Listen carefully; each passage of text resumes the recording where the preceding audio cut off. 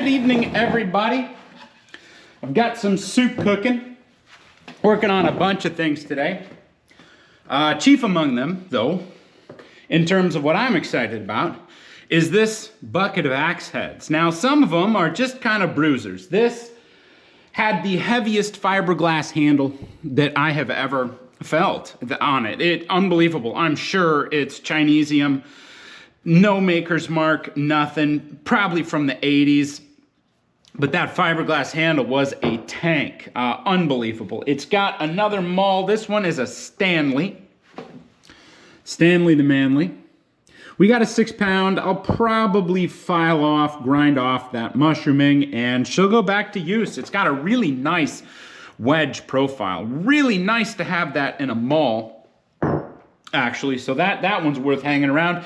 Now, this guy that I bought these axes from, I believe that he was some kind of, I don't know, maybe he was a collector, or at least he had an appreciation for Kelly tools. Let's see, this one. Oh, this is a Union Tool Company.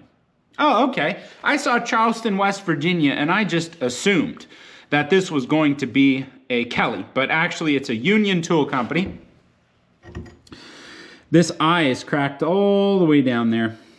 So she's probably not a good user in this current state. But with a little bit of time on the MIG welder, I got a little MIG welder. I'm not a welder, but I can, I don't know. Tool steels are hard to weld, because you either gotta really know what you're doing, have some really good equipment, or you're going to ruin the temper. Because if you've got low-powered welders, my experience, and that's what I have, is that you've got to heat this up. You got to heat it up with a torch before you weld. Otherwise, it just won't take. So I don't know. I might actually pay somebody to do that.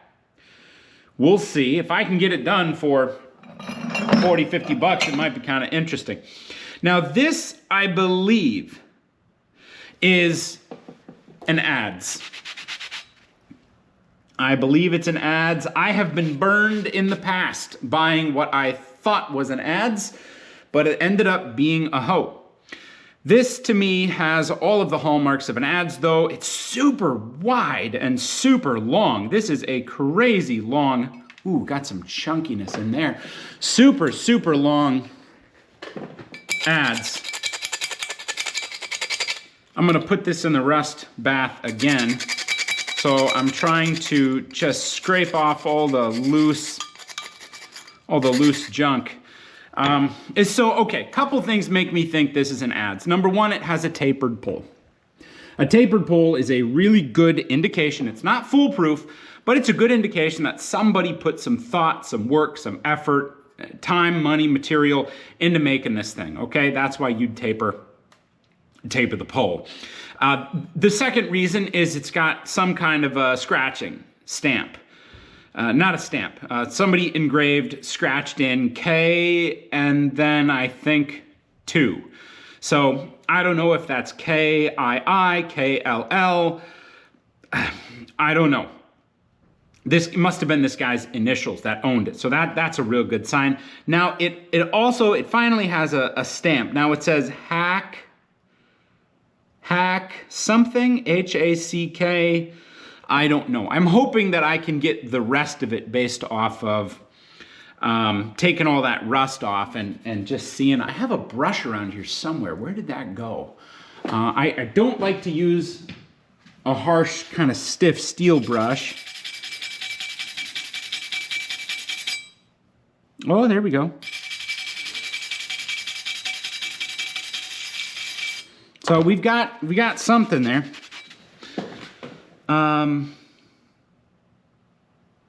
Yeah, I don't know. I'm going to throw that in the bath. And then finally the bevel. The bevel's really thick. Hoes tend to have a shorter, a kind of a thinner bevel. So I think it's a hoe, I think it's an Adze instead of a hoe, but we won't be able to tell until we start filing the steel. And that's what I try to avoid. I don't want to scratch the axe head. Now I've got a really nice Kelly handmade double bit axe. This one was sitting upside down for a long time. Lots of rust on the top. She is, oh, no, it's a 2-line. Yeah. So it is going to be an earlier Kelly, not super old, but earlier than the 3-line. And there's a lot of people that spend a ton of time learning the details of Kelly. There's a lot of interest in the company. I mean, it's one of the greats. Kelly really is, in my opinion, the most important axe manufacturer that we had. W.C. Kelly was an amazing businessman. You know, he basically ended up controlling probably half or more of the axe market from the early 1900s up until when axes stopped being used for logging.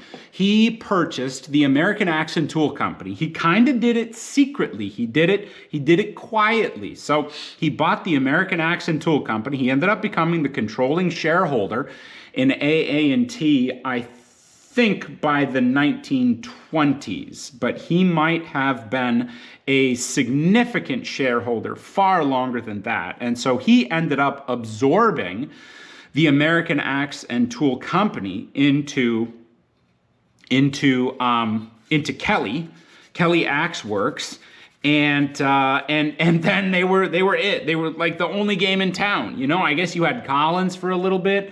Although they had their own mergers later on, not too much later, and you had Plum.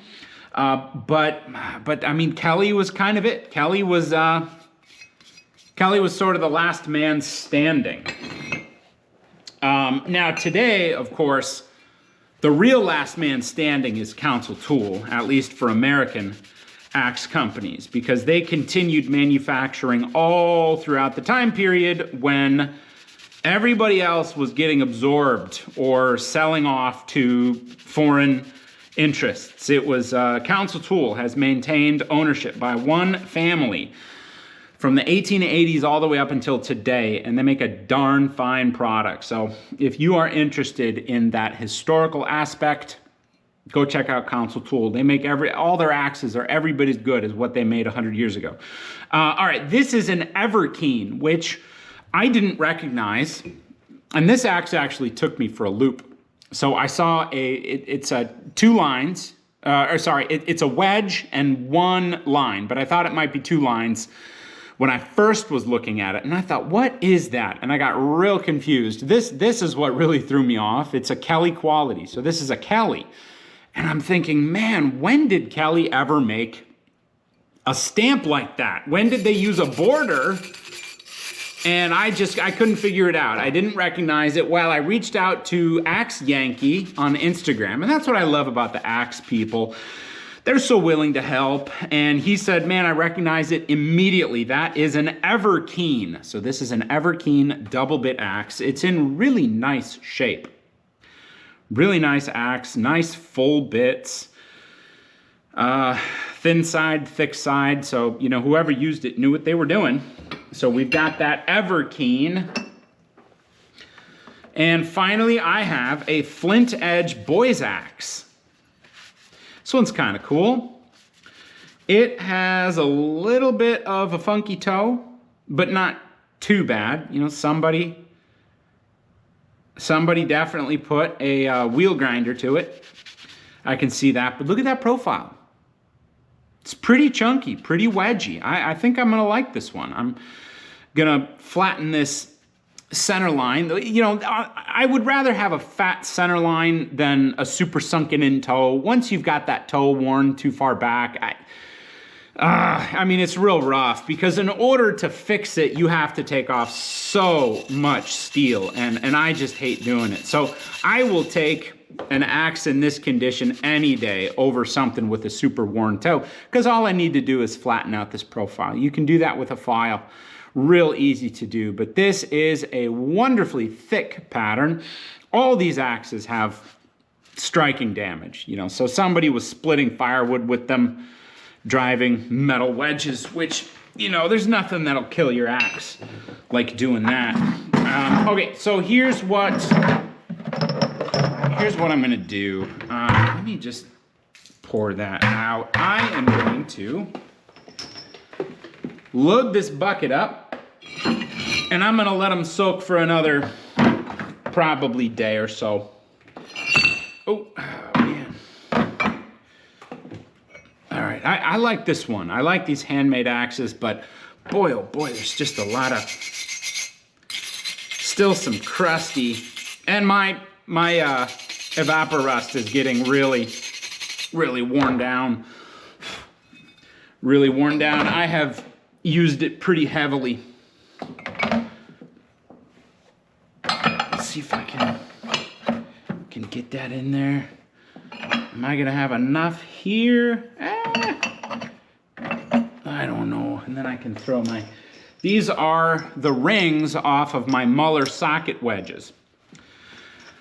I'm gonna make some new handles, shine them up a little bit, and we'll put them back to work. I'm gonna use hard maple for the handles. The beech was not super great, to be honest. I think it was an inferior quality. Not that beech doesn't work for what they were doing, but you know, every now and then you just kind of get a bum piece of wood, and that's what it was on a couple of them. There was one socket wedge that was really good beech, excellent beech, and then the other three were no good. And you know, it's so funny. I got the first wedge, and it had the incredible quality handle, and I bought the remaining three based on that one. and they were just nowhere near as good. So I'm gonna make some new handles. But I love the metal. I love the socket wedges. It is such a great product. Look at that, black as midnight. And then there's gonna be a whole bunch of junk on the bottom that I'm gonna try and stop from going into the bucket, but we'll see.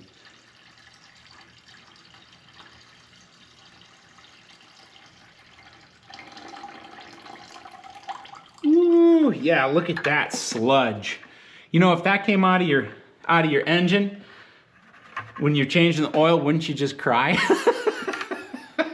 I would. That's what I think about. You know, somebody's got a blown engine and all that sludge coming out of the oil pan. So, okay, I am going to let this sit for another day or so, and then I'm going to see what that stamp on that Adze is, because I hope it's an Adze. I'd love to have an Adze of that size, and get the other axes, get those stamps cleaned up, oiled, preserve them. I'll make some handles, and stay tuned. We're going to do some axe restoration.